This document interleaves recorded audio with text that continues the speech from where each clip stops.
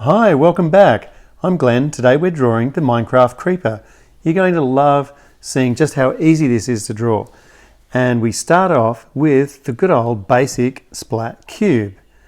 If you're not sure about how to draw the cube in these 3 steps, then go back to pretty much any of the earlier ones and we run through it.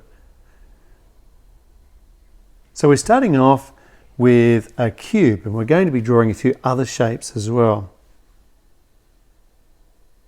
Let's begin by coming back from that corner and putting a little line at that splat angle.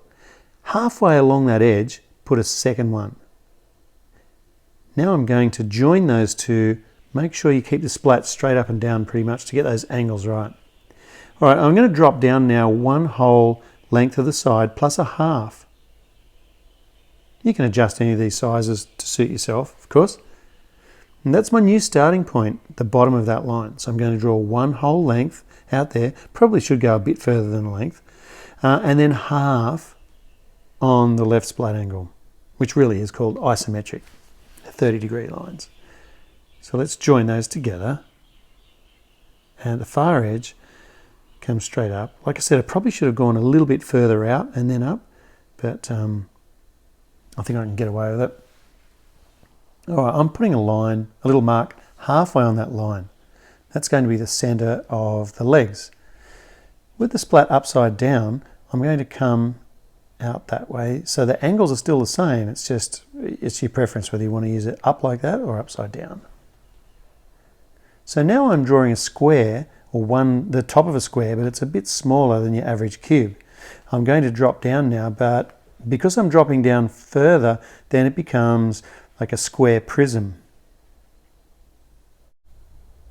So I've dropped down 1 length for each of those lines. There's my square prism. I have a rectangular prism and right on top a cube. Now let's have a look at the other leg. We're going to draw at a different angle. I'm going to extend that line. Let me just sketch the angle. Now we'll draw it in. So I'm extending that out. And now at 90 degrees, or perpendicular or like straight out from, I'm doing two more lines.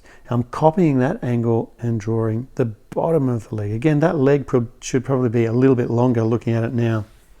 Okay, so let's draw the back leg. On roughly that angle, give yourself a line and then another one the same angle or parallel, and then at right angles like a square has 4 right angles in the corner. I'm just going to extend that one along or maybe down a tiny bit. So that's how easy it is to draw these legs. And the fun thing is you can draw them pretty much any angle. And I'm guessing where I'll see just a hint of the hidden 4th leg. So somewhere in there I'm just drawing the start. And all we're left to do now is the face. Notice the eyes lie on 2 lines. We're going to draw some guidelines. So once I decide how far apart the eyes are, I'm drawing 2 splat angle lines and just sketch in lightly a small gap between the eyes, then how far they come out. When you get them looking symmetrical or the same on the left and the right, same size, then come back and firm in your lines.